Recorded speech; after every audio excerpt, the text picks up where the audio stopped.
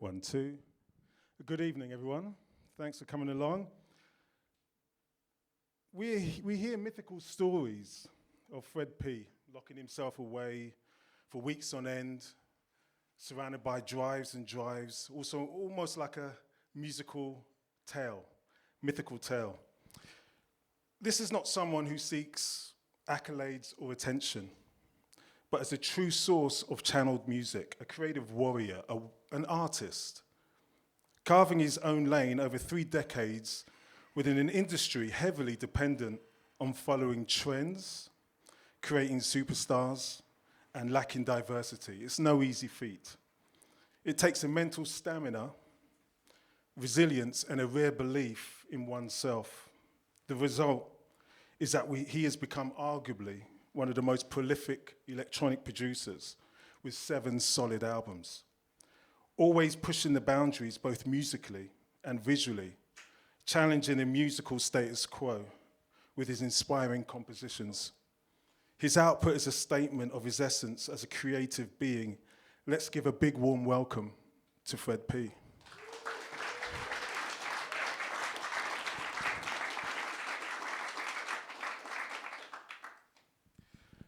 Fred, we're going to have a conversation and just kind of delve into what's made you who you are creatively. And my first question is to you is, what's the theory of where creativity actually comes from? Where does it come from for you? Well, for me, an overactive imagination. And having that be the space where there's possibility. Possibility leaves space for hopeful things, and that could come in the form of images, words, sound, whatever. As far as back as I can remember, I would say it started drawing, and then from drawing, listening to the radio, from listening to the radio to asking myself, how do these things come out of the radio, so on. No, so somewhere along the line, I wanted to figure it out so much that I started tearing things up in the house. My parents didn't like that.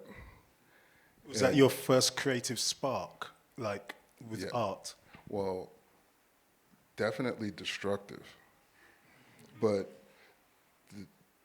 me tearing things up led to me learning how things work. Like, for example, a radio. You receive things through the airwaves, signals, whatnot. Led to me understanding that everything is in and out. You know, there's a receiver and something sending a signal, and that led me to learning left and right, hot and cold. Turntables work that way. Everything literally works that way. And once I figured that out, then it kind of moved on to like, okay, well, how does sound work? And I'm like maybe 5, 6 years old, staring into televisions. I don't know if any of you can remember, after the broadcasting day is over, it would be fuzz, right? So when you look at the fuzz long enough, you'll see things, or if you listen to the fuzz long enough, you hear things in the white noise. And if you could mess with it in a certain way, you can kind of tame it into things, and I started doing that with cassettes. So you were taking white noise, recording it, as, what age are we talking here? I don't know, about 5, 6. Okay. So you're taking white noise as a 5-year-old, recording it, and then how are you manipulating it with a cassette? Just rewinding it, playing it back. Like, for example, you can listen to it for a while, and then you could convince yourself that you heard something. And I would do that endlessly, like, wait, what was that? Go back. That was definitely something. And Eventually, Are you overlaying it? Are you recording it? that came a little bit later. But the thing is, I realized you can interact with it. As long as you do something, there's an interaction and there's food for thought there. I mean, the realization of it came later when I started layering. But I was actually layering music. Like I would like record something from the radio and then something else, and it was noisy and weird. But that was my first impression of multi-tracking, right? It was called overdubs and whatnot, but it's really multi-tracking. You have more than one track going, it's multi-tracking. And these principles held true because it's still the same thing, in and out, right and left, right? And that was the beginning of me being interested in sound. Making things sound good came much later. Okay, so that's interesting. So because when we listen to your music, you can hear there's a sound design that's going on. So within your music, because there's nothing that I hear in your productions that you could say, oh, that comes from that plugin or that comes from that sound. It all sounds like as if it's designed. Is that fair to say in your approach?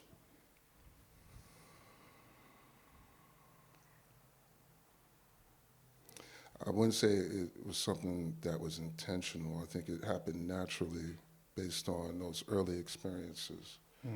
Because, okay, to be perfectly honest with you, I am not classically trained in anything. It's all me being curious in my imagination. Like anything to do with like chords, rhythms, and all of that sort of thing is more about feeling for me.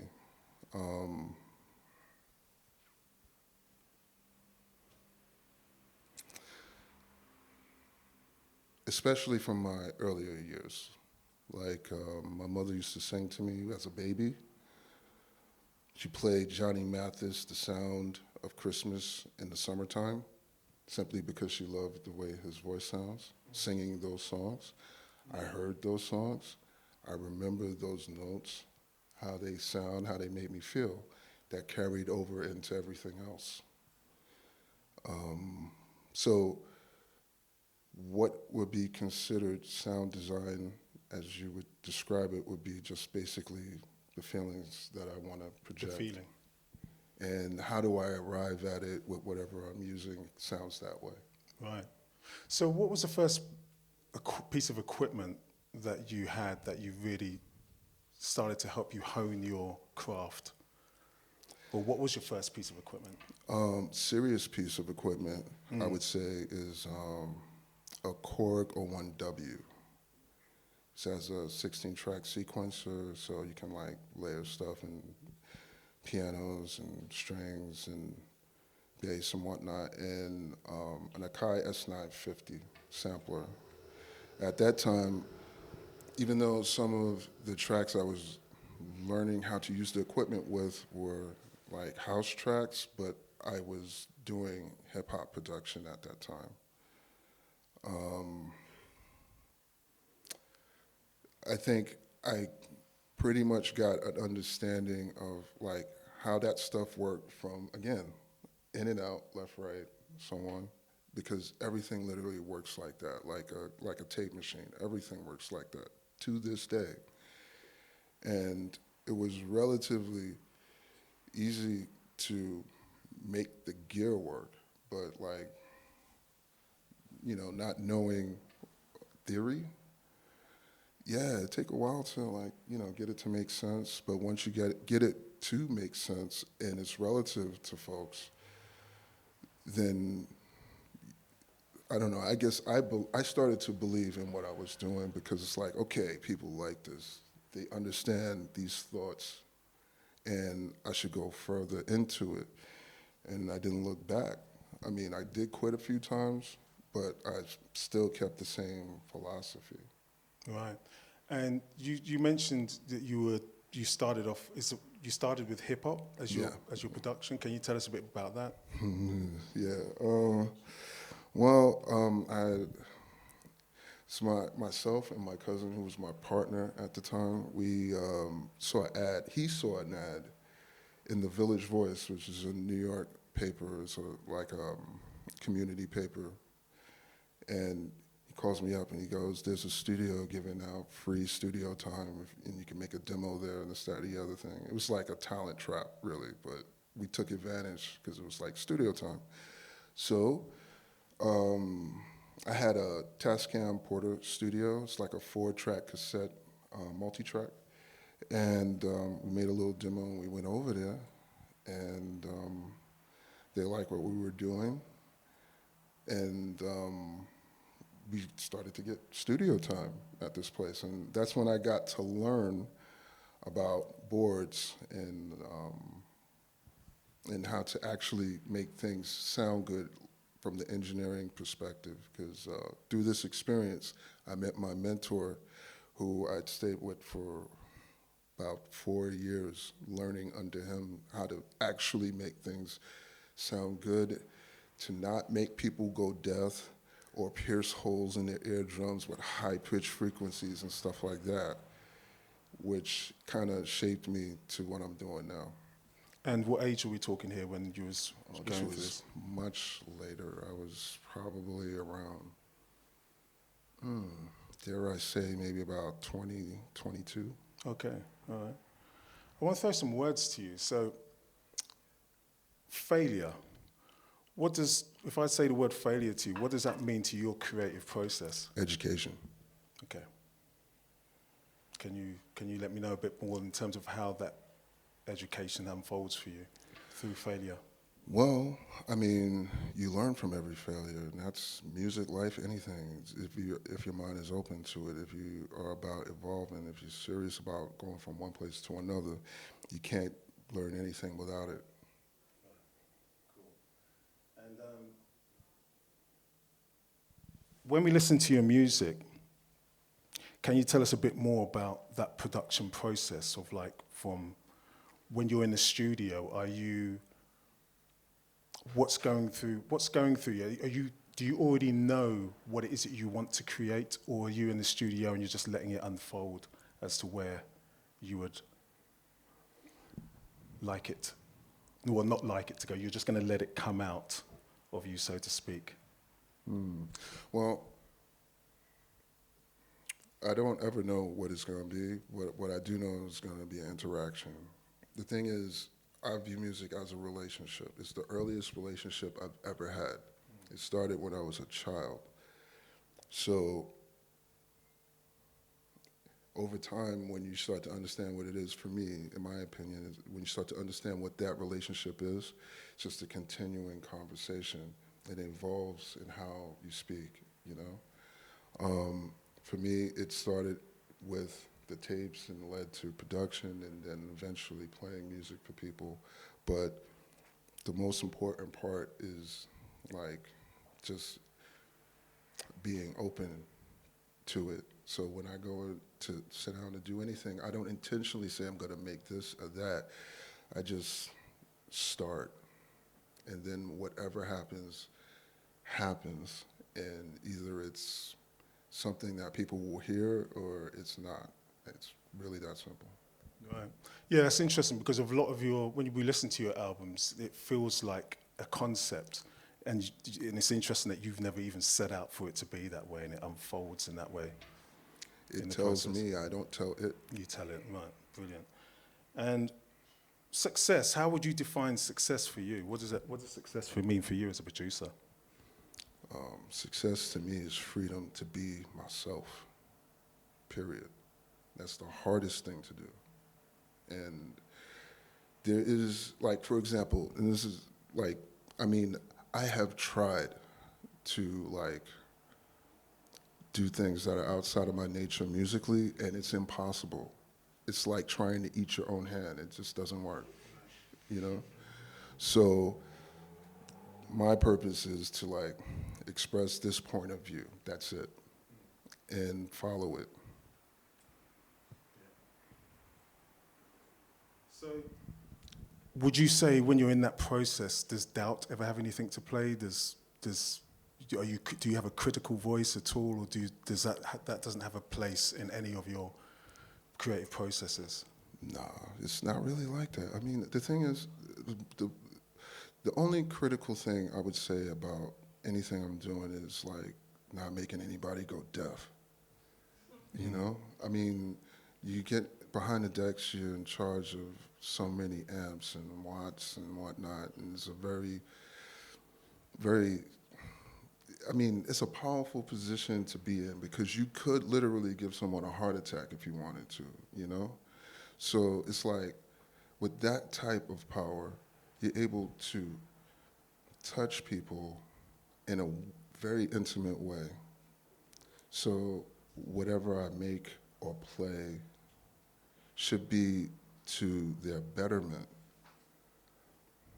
So if I'm critical about anything, it's my mixing and my arranging and the selections of sounds that I use as sympathetic to them, you know? Because we are communicating, and depending on how we feel will dictate that communication, and I want to communicate the best possible things in the best possible way, even if I get carried away doing it, you know? Mm-hmm. That's great. So a lot of your output of music you release independently. Has that always been the case, or have you worked with other labels? Do you continue to work with labels, or is it more so about you owning your independence as an artist? I like to do both. I mean, there have been a lot of labels that I worked with over the years. I like to be independent because I really value my freedom as an artist. I'd like to express the things that inspire me, not one to conform to like make it this way or make it that way, because that never works for me, and it never produces good music as far as I'm concerned for me. I mean, that works well for a lot of people. I don't operate that way. However, these days, yeah, there's still a few that I do work with, but I really value just doing my own thing. Because I noticed that you always seem to be on the cutting edge, not just musically, but even from a point of view of how you put your music out and the concepts that you use visually to put your music out, the subscription services that you have honed in on. How's that worked for you? Because you seem to be like very much on top of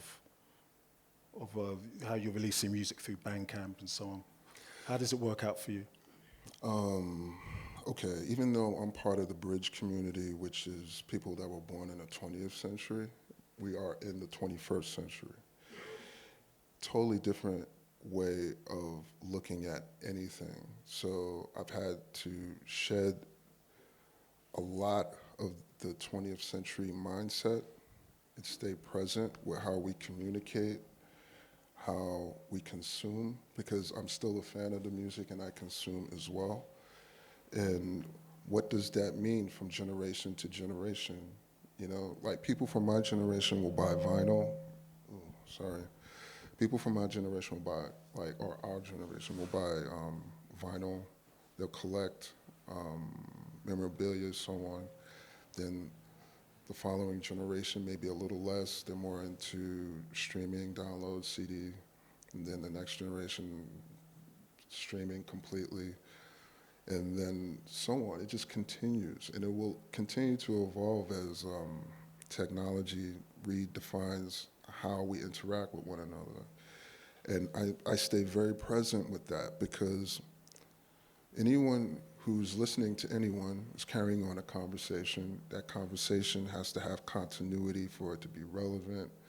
And if you, I always refer to myself as an artist, and I'm just reflecting my experience and documenting it. And if you're into that and you follow that, then you'll know exactly what I was thinking last week, or yesterday, or today, for that matter.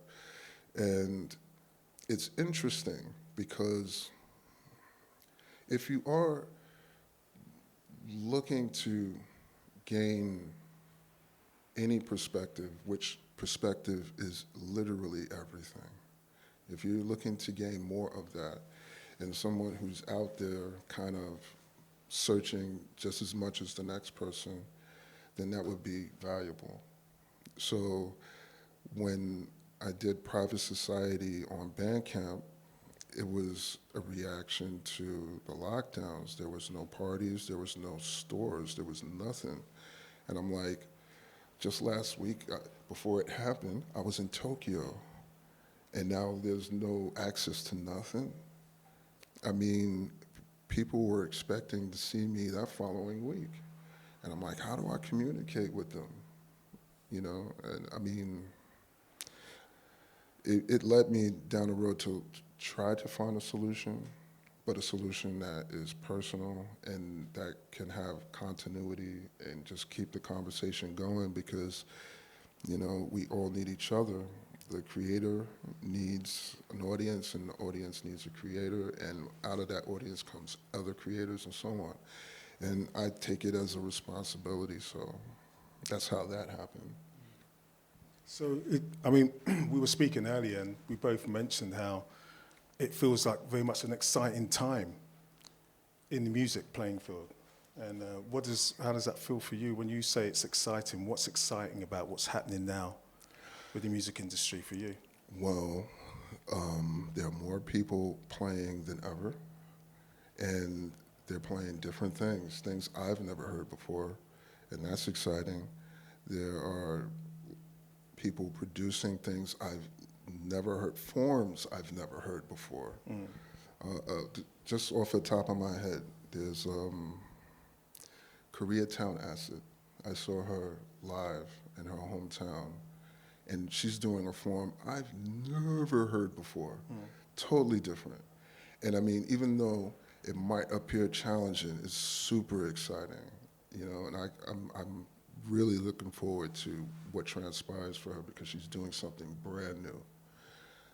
So there's a lot of that happening, which can breathe life into what we've been doing all these years, because we take the inspiration and energy of that moment and just apply it. And what comes out of that is the next evolution of what we're doing. And I think that should be the point, because at one time, electronic dance music was the cutting edge music. Now it's pop music. So, okay, we could turn that on its ear, because we're already in the business of doing that. So I think we're on the precipice of something like that happening. Cool. When did you, what was your first experience with dance music, house? What was your first experience? I was in high school. I was listening to DJ Disciple on college radio, and he played Dee Dee Brave, which was Kerry Chandler's, one of his early projects, first experience. And what did that do for you when you heard that? Were you creating at the time? No. You wasn't creating? I wasn't creating, wasn't collecting records, none of that. It was a happenstance, really. And I've been following it ever since. I've been addicted. I mean, come on, Dee Dee Brave? It's the dopest thing ever. Really, you know? So, in fact, in my opinion, I mean, Kerry's a genius. I love everything he does. But I think for heartfelt things, that's my favorite. Okay, brilliant. And what about your clubbing experience? Because you grew up in New York. Sound Factory. Right, okay. Yeah, that was Sound the place. Factory. Who was playing at the Sound Factory when you were there? Oh, we had Junior Vasquez, David Morales. And what are we talking, 92, 90? Oh my goodness, no, dear no. We're talking maybe like 89, 90. 89, okay. Yeah, I was brand new. All I did was dance at that time. I didn't collect anything. You were just a dancer at the time? Yeah, Okay. yeah, loved it. Yeah. And what about, I heard you mention how your first experience of Body and Soul, which was interesting when you first came across that club. Okay, that's a crazy story. Well, not crazy, but it was a beautiful story, actually. Okay. I'll try to give you the abbreviated version. If everyone knows what Body and Soul is, a club event by Danny Krivett, Joe Clauzel, and Francois K. Three legends. Well, I had stopped making music. and I was settling into a life of mediocrity as a security guard. Oh, okay, hold on. You stopped, so you were making music, Yeah, that and then was, something made you stop. What made you stop? I was, well, I was doing hip hop. My partner and I, we made this demo. We were at the door of a deal. It didn't work out. Got depressed, so I quit. Because Are we talking about the studio where you were going and you were working? Okay, exactly. right. Without going into the weeds of all of that, I don't know, maybe a year or 2 years passed. You just lost faith in creating music. Yeah.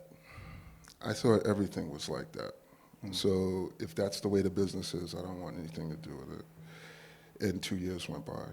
One day, my good friend from my old neighborhood, Jay Locke, comes walking in the door of my job. And we hadn't seen each other in a long time. And we start catching up. And he starts coming by bringing me cassette tapes from his travels in Europe. And basically, it's everything that I love today. I mean, we're talking For Hero, IG Culture, Modaji, Seji, G-Force, from drum and bass to Detroit Tech, ambient. I mean, you name it, he just breathed life back into my love of music, period. So from listening to all of this amazing stuff, somehow the need to make music came back. But it was a lot harder for me to do because I had sold my entire studio and there was no gear, there was nothing, and it was much harder for me to acquire gear, which is a very important point. Before this period, it was very easy for me to create a studio. I had taken my eyes off of the relationship that I was in. So I had to earn the trust of that relationship again, and it was not easy. So I would buy piece by piece, and on my breaks at work, I'd be in the cafeteria, like tapping out beats and stuff like that, just to get the muscles going.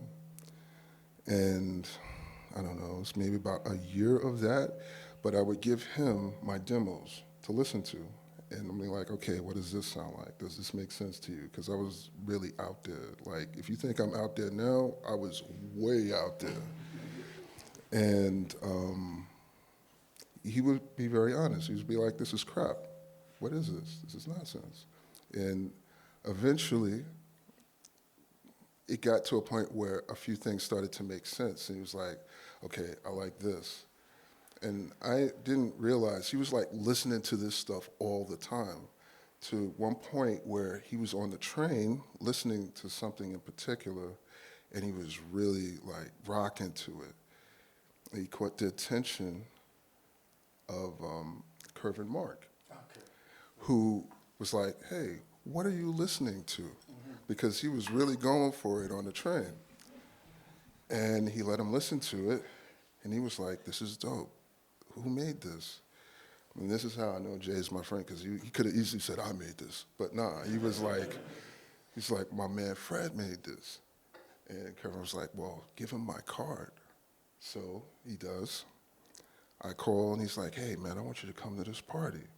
Now, I hadn't been in a club for a while. I was like off music, except I loved making it.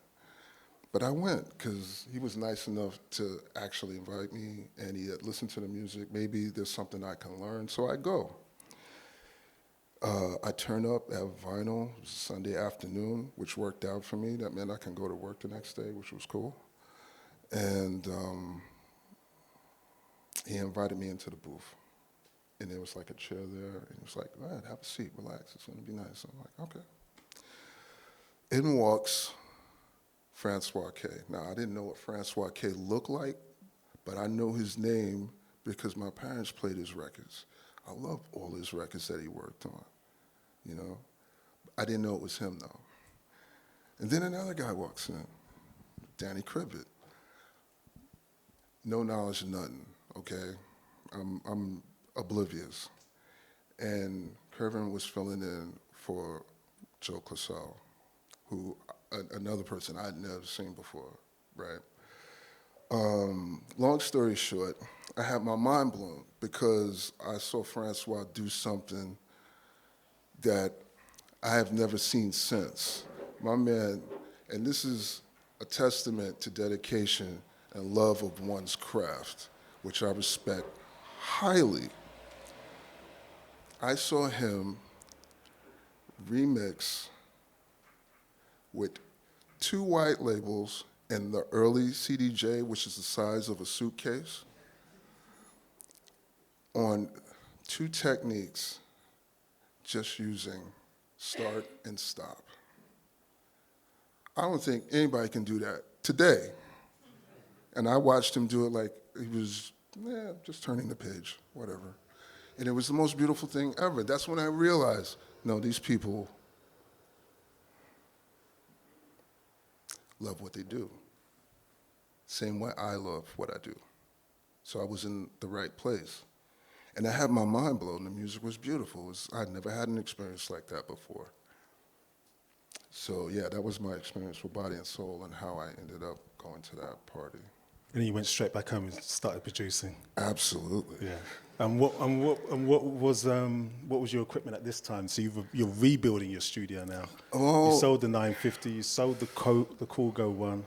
at that time, it was really modest. I had like this. It was like this Akai sampler that wanted to be like a SP, but it wasn't. It had a little tiny display and maybe about 30 seconds of sample time on it, and like this crazy Casio. I mean, the thing of it was, it wasn't so much trying to like make something to put out. It was like, can I make something that will make sense with where we are in time today? Because when I stopped, it was a different world, and now I'm not in that world anymore. And I don't know what world I'm stepping into, but I'm trying to make things that are relative to it, which, to my man Jay's credit, again, he kept telling me, because I mean, I was really out there. I was like throwing everything into tracks. Like, there was just way too many things going on. In my mind, it made sense, but I mean, if you had to illustrate it, it would look like an ink blot in sound. If you could imagine that, that can be challenging for anybody. And he's like, dude, you gotta make it relative to people, man. I mean, otherwise, you're playing for yourself. Have you gone back and listened to any of that material now? No, I wouldn't. No, you wouldn't even dare. No, because I mean, at that time, like many things, I was trying to like self-medicate. Okay. That's really what it was. It was like, just like, let's say, it's like, okay, you're in a relationship with somebody, you love them dearly, and then that relationship goes away and you implode inside and you don't know how to reconcile and make sense of anything. So if you could turn that into sound, what that sounds like with all the emotions and whatnot, that's what those demos sounded like. So going back to that, there wasn't anything about communication in that. That's just me screaming Just at the letting it walls, out. Right. that kind of thing. But it was the catalyst. So I accept that much from it. Yeah. And would you find that the limitation that you had on that time had a part to play in your creativity? Because you only had this 30-second sampler, Yeah. Little Casio keyboard. Did you actually create anything from that setup that actually got released? Almost. Okay. Got right there, but it didn't happen. And it was probably, I think it was better that it didn't. Not because the music was bad. I mean, the thing is that, I mean, I learned a very valuable lesson around that time. It's like, there's an organic kind of way things work if you're going at it like from a very authentic space. Like, for example, if his business is different, but if you're going at it for the sake of art as it is, there's really no rules except the ones you place on yourself. And I had to learn that through experience, because when those demos were submitted, and there were like 100 of them, like literally 100 of them. I'm not kidding, there were 100 demos I submitted. That's a ridiculous amount of demos to submit anywhere. I'm just saying. And I know they were all listened to. So what I could not reconcile is why, but as the years went by, I understood.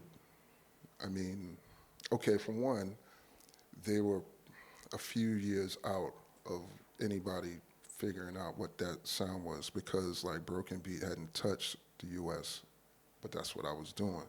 Right, gotcha. So this is what you were listening to? Yeah. I mean, I was hopelessly hooked on For Hero, you know, and IG culture was like speaking my language. So it's like, okay, how do I take my experience from hip hop, which is where the feeling and the soul come from, and bring it to what excites me now? And that was what they were doing. But then with the beauty of ambient and, you know, the stuff like John Beltran's huge inspiration to me, like what he was doing with melody and stuff like that. So if you can imagine all of that, and then keeping it like really raw and electronic, yeah, those demos reflected a lot of that, but it wasn't what was happening at the time. It was a very tribal kind of thing going on in New York. So naturally, it doesn't fit, let's say, for example, a marketing plan or business plan like that, which is fine, but I didn't understand that. I wasn't mature enough to get that. Now I totally get it, you know, but you couldn't tell me that then. And so I kind of, you know, I kind of quit again, actually, after that. Oh, really? Yeah, I did, because I was like, oh man, nobody likes my music, screw it. You know? So there was a failure there for you? Well, we can call it that in terms of like... It was definitely an education, for sure. Yeah. For sure. Because even though that did happen, I got some of the best advice I had ever received being involved with music, period, that I still rock with to this day. I'll never share it, but it's great advice, man. Mm-hmm. And it proved that and I would say this to anybody who would fancy themselves, you know, artist, producer, DJ, whatever, is you can't let, or you shouldn't let, the vision that you see for yourself, no matter what it is, be dictated by anything outside of yourself. And therefore, if your demo doesn't get released by this label or that label, or someone says this about it or that about it, it shouldn't matter. You should put your money where your mouth is and do it yourself, if you believe that much. And when you prove it to people, then the rest happens for you, you know? And because that's what happened for me, you know? It's like I thought it was like dead and stinking in the water, and then a couple of years later, everything changed. So what was that change that happened a couple of years later? Well, I happened to get an email from Jennifer Mayanja, and she used to do a party called Hamsa in New York. Dope party. One of the dopest parties in New York at the time. She asked me to do a remix for her. And I mean, so how did she hear of your music at this time? You would release something by... Well, no, actually, okay. I'm sorry, I'm leaving a very vital part out. I did my first album called Reactions to Light. I was about to quit again. And my lady at the time, she got sick of hearing me complain about what I don't hear in record stores, this, that, and the other, and she was like, either do it or shut up. And Was that the piece of advice you didn't want to share? it was a great piece of advice because just to prove her wrong, I did that album and put it out. And I gave it to my friend Jay, who was working at Dance Tracks at the time, which is a legendary record store in New York. And he pushed that record, or that CD rather. He pushed it, and I don't know, folks got a hold of it. Some people really liked it, and I got one gig, 2 people showed up, and I thought that was it. So I was about to quit again. And I got an email from Jennifer, and she was like, hey, could you do this remix for me? And she's royalty to me. So I'm like, absolutely. Whatever you want, when you want it. And I did it for her, and then I met her husband at the time, and he gave me some very vital advice that helped me to create soul people music. And after that, it was a wrap. That's all I needed to know was how to do that process. And once I started doing that process and seeing results, I just continued down that road, because that's the thing I wanted to do more than anything else, was make records. I grew up on records, so to have my name on one, let alone it be my own label, forget about it. I was on the moon. That was success to me at the time, because, my art is being realized. From there, I'm still amazed by how it all transpired, because you never know who's listening. You just don't know, And I had a couple records do really well, like my first 12, which was God's Promise, which was a single from the CD, did really well, disappeared in like 2 weeks. And then the second record, which was No Looking Back, which disappeared quicker than that one. And that got me my first international gig, where I went to Heidelberg and I played with Move D, and that's where I met him for the first time. Amazing artist, beautiful person. And then I played at Hoffen 2 with Tanja Harding. And I mean... When are we talking here, Fred? What year are we talking now?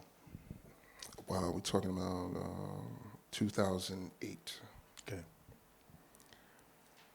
Wow, yeah, it was 2008.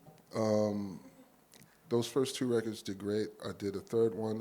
That's when I learned another vital lesson in controlling my ego, because I thought, okay, I got it, I can do it, and I put out this 2-sider, sold half, the distributor sent the other half back to my house. And I'm like, oh, it's over.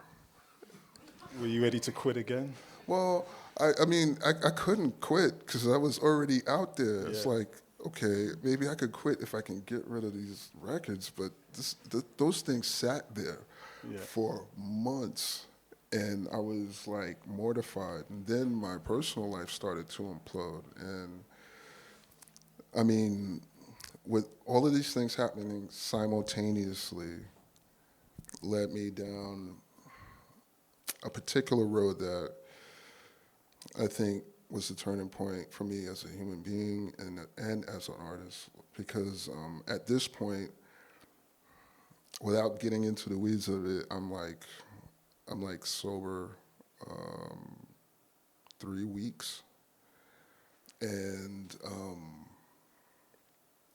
it was an immense amount of pressure, because I had begun to make my living from this.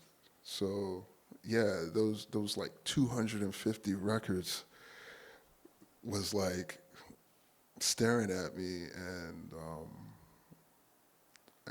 I'm like under the pressure of having to look after what was going on in my home and keeping things going and not actually having any of those answers. Okay, I'll try to abbreviate this story, but this is a very important thing. It was summer. I'm sleeping on the couch. Environment wasn't that great. I was nearing the end of my relationship. There's a tremendous storm going on outside with crazy humidity, thunder, and all that good stuff. and I have zero answers. And this box of records is staring at me laughing. Frustration, I go to my keyboard. At this time, I upgraded a little bit. I had a Korg TR, which is another workstation by Korg, and an Akai 1000. And out of frustration, I'm banging on the keyboard, just banging on it. And I broke middle C on the keyboard, if you notice, in the middle of the keyboard. I broke it, so I start tapping all the other keys to see, because I'm come to my senses if I just destroyed this machine. And what came out of me just tapping it and listening to see if what other keys were working or not was the piano line to New Horizons. I immediately start recording that. Storm is getting louder and louder. I'm sweating because it's super hot in New York in the summer. It's crazy how bad the humidity is, even in a storm. But I don't know. I mean, I guess it was the right time for that thing to happen, because by the time I get to the strings, it's just massive thunder happening outside. But that song was the song that changed my life. Like everything in it, because once it came out, I was gone. And I'm still gone right now. Never looks back from there. Absolutely not. That's a brilliant story. So the ambience of your production, we talked about the white noise that you heard as a child. Yeah. Is there another area in your life where that, because there's a real cinematic feel to your productions. So how did that come part of your compositions? That's all my mother. She was into classical. She used to sing in a choir at church, and she loved anything with melody. She loved the Isley Brothers, and she was really into the Isley Brothers. And it all came from her, man. It's me trying to maintain a connection musically through that. Have you done anything for film in terms of as a composition? Not yet. Is that something you see yourself leaning towards? I would, if it or coming towards you? Absolutely. That's something. I see that as like, the thing to do when I want to try to go off into the sunset, because I appreciate that very much. So nowadays, what's your studio setup like now?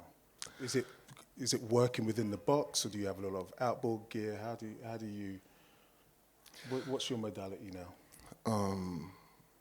Well, for the past 2.5 years, I've been on a conscious mission to do everything in the box, because I move around so much, and I want to continue to produce records. Not everything works like that, but most of it has been done in the box. So I write, mix, and master in the box. All of it, the whole process. Right, and you don't use anyone else to master, you do everything yourself, one-stop shop? Well, it depends. Like certain things I do send out for mastering depending on where it's going to be pressed, because there's certain folks that do it for particular plants in a different way, so the record will land in a certain way. But most of the time, it's just me doing it. So when you're doing it all yourself, don't you ever get to a point where enough is enough, I've got to finish this now? Or does perfection come into play where you continually trying to perfect that composition that you created? Or do you know when to say, this is it, it's done? In my opinion, I don't believe anything is ever perfect. I think you get it to a point where it's like, how does it feel? And if it feels good, then that's it. Because you can go on forever, there will always be something you can fix. And I'll listen back to records that I've done and be like, I got it, but that could have been like this. But every record is like that. But the audience won't know until you tell them. And if they do pick up on it, then that's a conversation you can have. But other than that, it's not a matter of trying to reach perfection. For me, it's a matter of just constantly evolving it, you know, because, I mean, every conversation changes. Artists change, times change. So that isn't ever going to be a perfect moment for anything if things are constantly evolving. So I don't focus on that so much. I focus on not making people go deaf, and if they can feel it. And the space that you create when you perform, DJ, and your latest way of performance is you were explaining that you have a hybrid setup. Yeah. Can you talk a bit about what that is? Well, that's basic.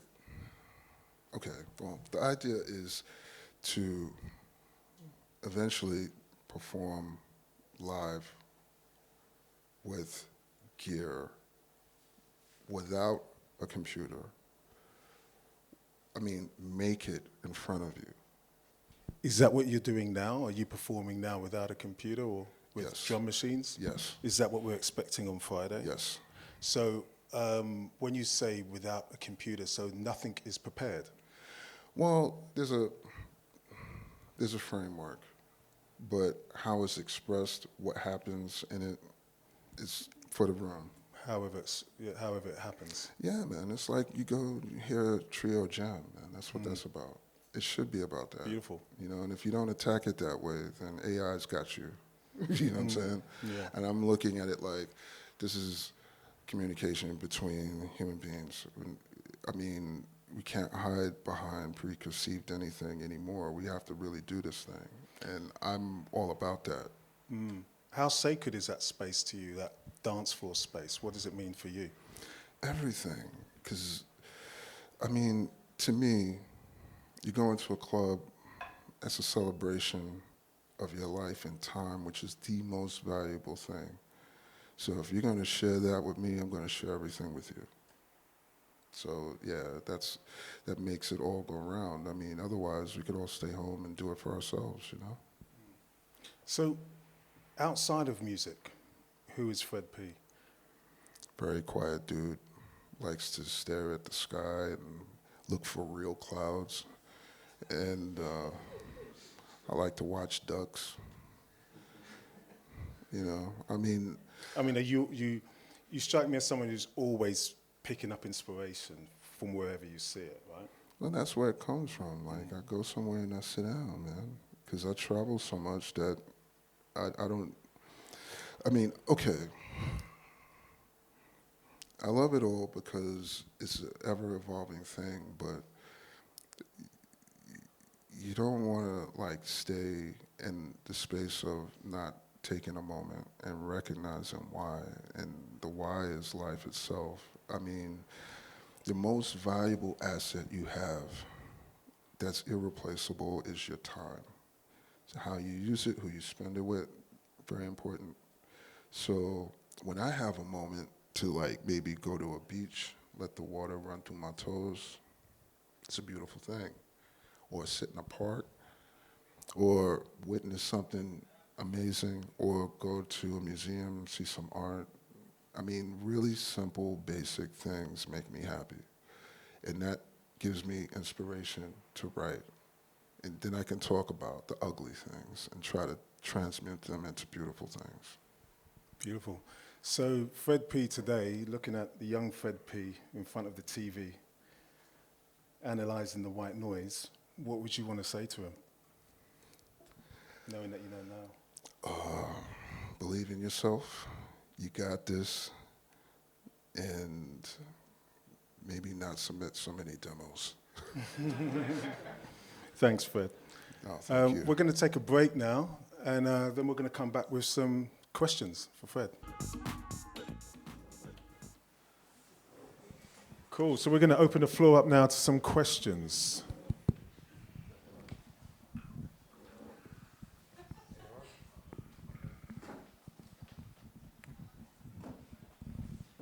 Hi, Fred. Hi. I wanted to ask you about aliases, actually, because The first alias of yours I found was a FP Wanna. It wasn't Fred P or Black Jazz Consortium or anything like that. So I wanted to ask you what the purpose of an alias is to you, or what do you see that as? This is simply a means to release more music. Really. I mean, I did FP Warner for Mule. We did like 3 albums together, and it was a great experience. But it's really just to put out more stuff.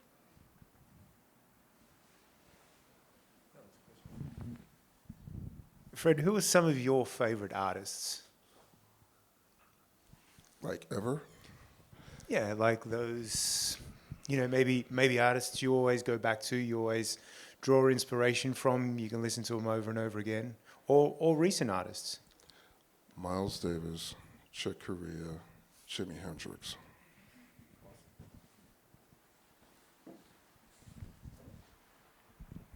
Hey, Fred.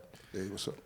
I think it's safe to say you're a pretty transnational dude, and a lot of your different like track titles reflect like different places. I wanted to ask, how does like place affect your creative process and creation of music?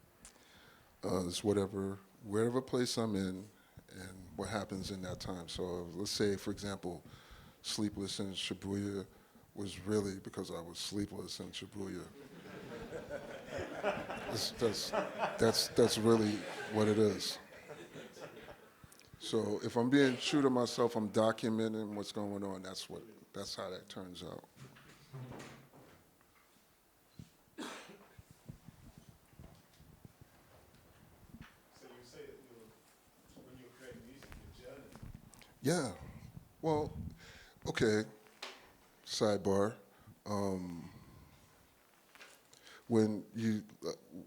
For me, I think it's cool when you look at a catalog and it is literally that. You can mark where artist has come from and gone to and this way and that way.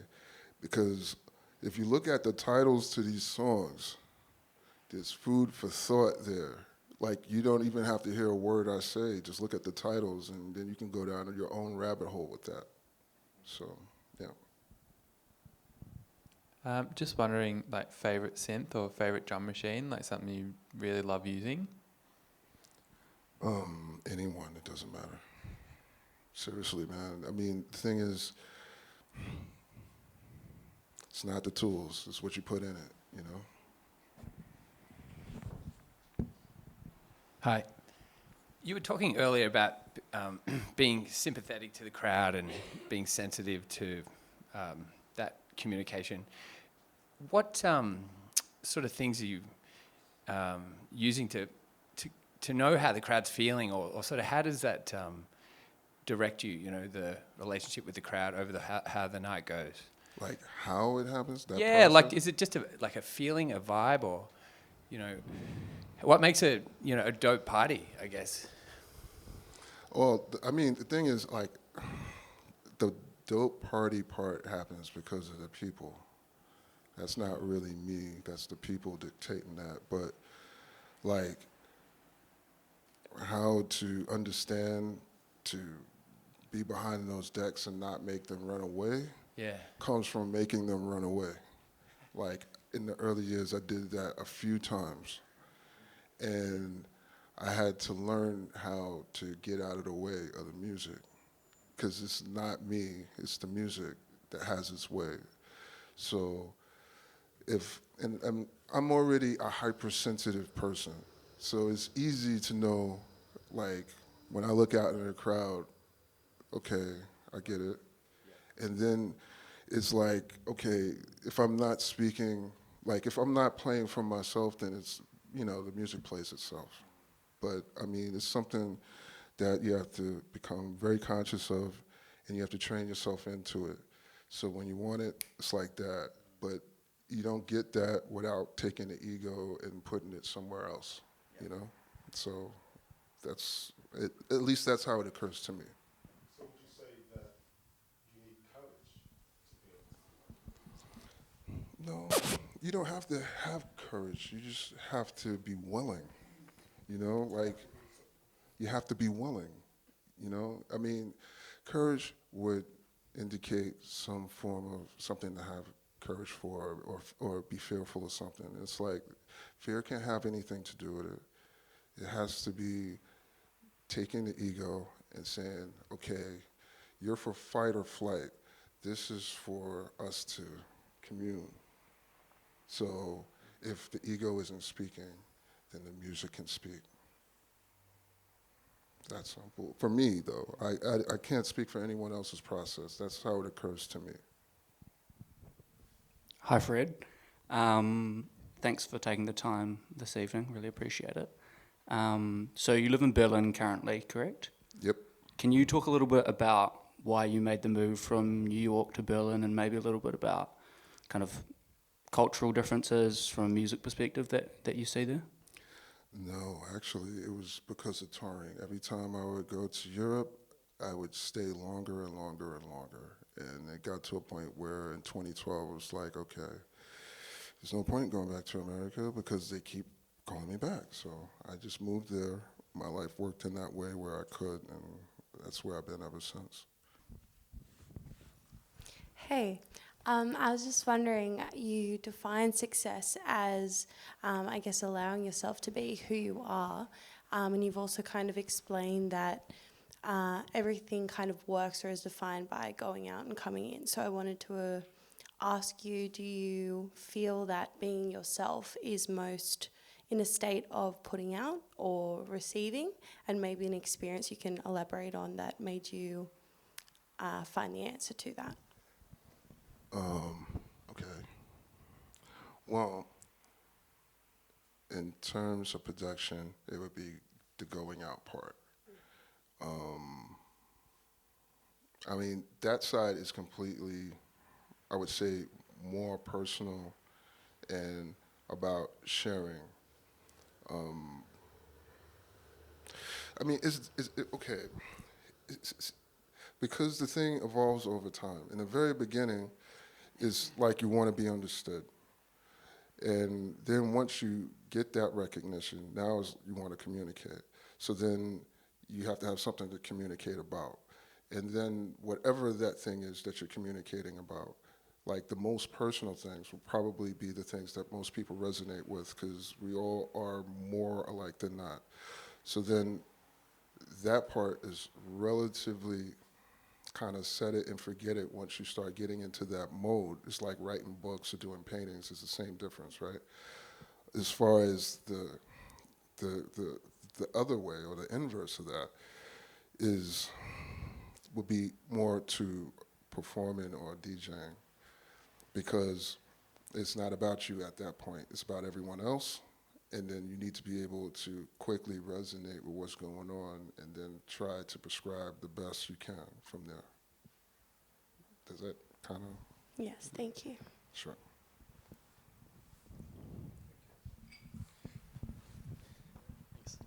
Hello, Fred. Hello. As a part of moving to Europe, have you, when you're touring around, how does travel interfere with your time of presence and taking things in? Have you opted to take trains more when it's continental-based travel? No, it doesn't really. Like, transportation-wise, it doesn't matter. I prefer planes because they're quicker. Train-wide, once in a while is nice, but it's not something I opt out for. But like, as far as time and space and all of that, eventually after a while you lose concept of it, and you have to ask people what day of the week it is and that sort of deal. But if you can handle that, it's not such a bad way to do things, you know? When I can, yeah, but I've kind of scaled back. I've gotten into stopping and smelling the roses more. Because, I mean, I missed a lot of it because of doing that in the early years. Like, I would ride on planes and I'd be in the hotel all night trying to document everything. And I missed, like, this event happening here, or you know, this particular landmark or whatever. I would walk right by it, you know, and now I don't do that anymore. Now it's like, okay, I'm in Paris, I'm going to see the tower, or that sort of deal, you know.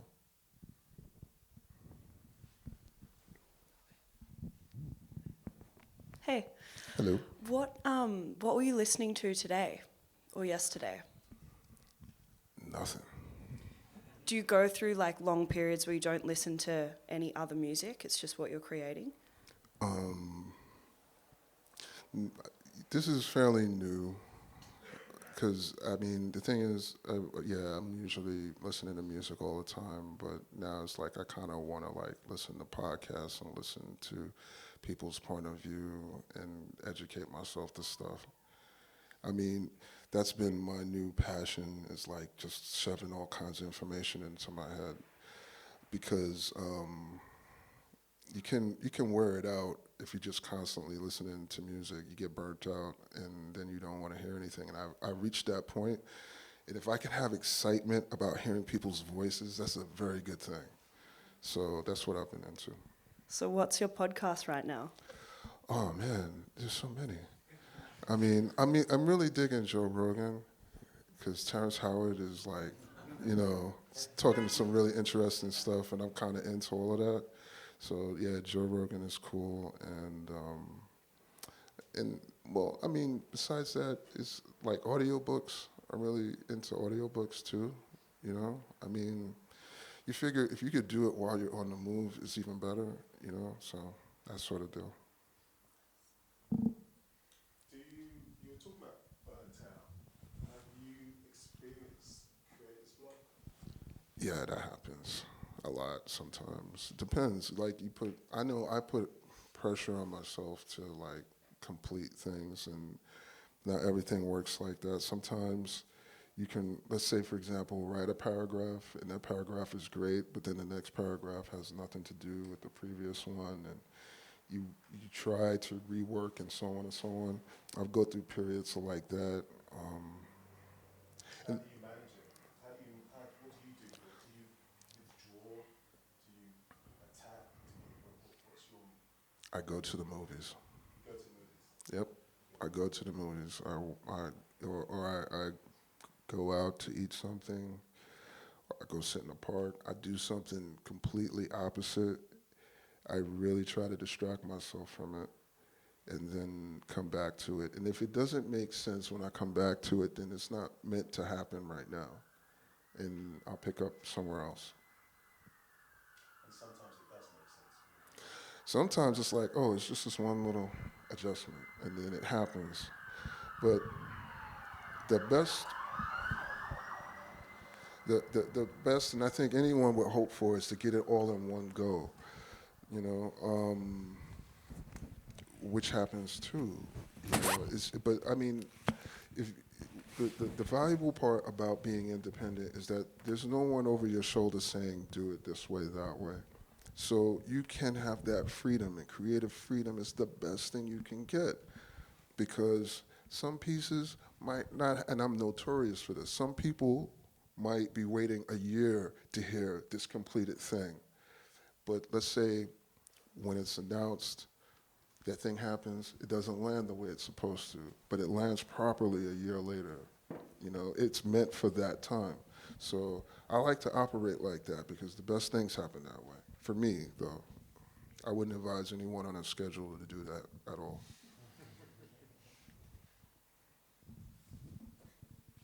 Any more questions? Yeah, we've got one at the back.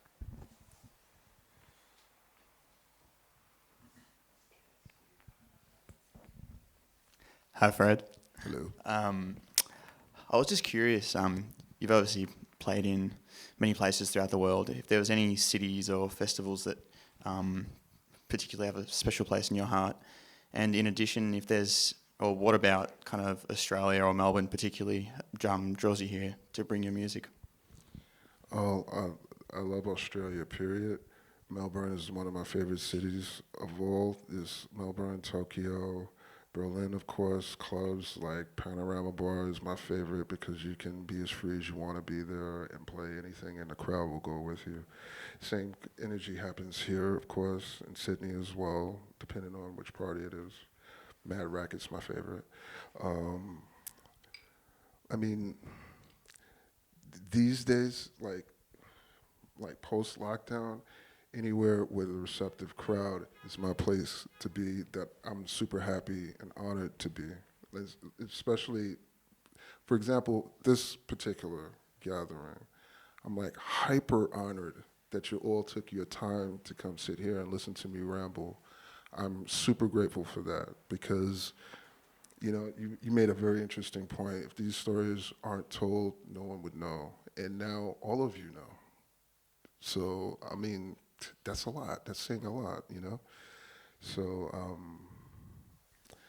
as far as this music and culture goes, yeah, anywhere with a receptive crowd that just wants to know or hear or experience is the best place in the world. Where are you most comfortable? Behind the boards or where do you feel most at home? They're the same to me. I don't make a distinction. Don't make a distinction between the two. No, it's a creative space, man. The thing is, I get bored super fast, man. So I want to be creative in anything that I'm doing. This is why I'm challenging myself for this performance. It's like, we gotta keep shaking it up, man, you know? And so, yeah, there's no distinction. This is why I don't call myself a DJ. I call myself an artist because I want to create the moment with everybody, all the time. And that's interesting. You say you get bored fast. So in the studio, are you working on one track or 10 tracks at the same time? It can be both. Like, for example, FP Warner happened like that. Codes and Metaphors happen like that. Happen like what? All the way through? All the way through. It's like, you know, it's like you grab a current and you just ride it until there's nothing left. And that's how most of these albums get done, you know. Brilliant. Do we have any more questions? Is that it? I've got a quick one. Go for it. Sure. Hey Fred, thanks for chatting to us. I was just wondering, you spoke about your hip hop origins. Is hip hop something you still engage with much, and if so, who in that world is interesting or inspiring to you? I'm looking forward to LL's album. His album sounds, I mean, Common and LL right now, because Common's with Pete Rock and they're doing amazing stuff, but I heard a single from LL's album and it's insane. So he's working with Q-Tip. So like these are guys that I admire, so I'm looking forward to that. Myself, I mean, I'll make beats from time to time. They'll show up on like Captain P stuff, but nothing that I'm like going after. I mean, it's a part of my history. I tinker from time to time, but I mean, the space that I'm in now is where I'm really happy. Have you got one last message you'd like to leave the audience with, Fred? Well, I will say what I always say, my service is to the music and the music is for the people. Thank you all for being here. I'm super honored just to spend this time with you. Thank you.